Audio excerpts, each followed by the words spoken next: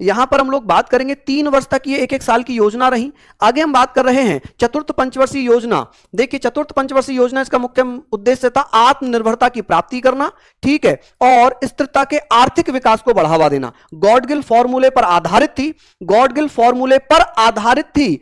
अशोक रुद्र एवं एलन मात्रे मॉडल पर आधारित योजना मानी जाती है।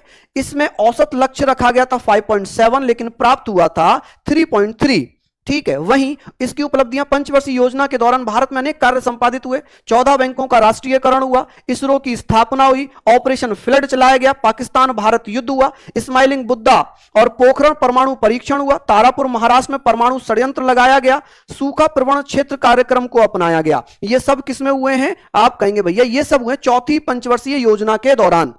वहीं पांचवी पंचवर्षीय योजना 1974 से 78, 1 साल पहले ही डीपी धर मॉडल पर आधारित थी। मुख्य उद्देश्य था गरीबी उन्मूलन, रोजगार वृद्धि और बेरोजगारी को कम करना। इंदिरा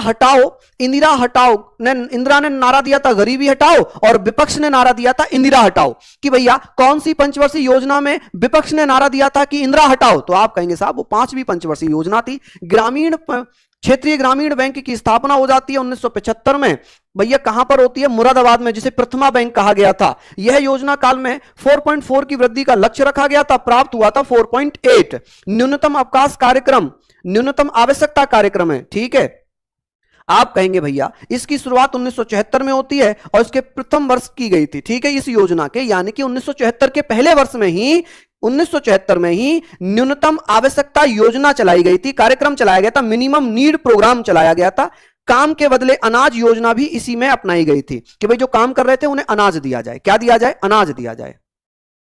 चलिए नेक्स्ट, 20 सूत्रीय कार्यक्रम की शुरुआत इसी काल में की गई थी। राष्ट्रीय विज्ञान सूचना प्रौद्योगिकी प्रणाली निशांत को इसी योजना के तहत अपनाया गया था। इसमें आपातकाल की घोषणा की गई थी।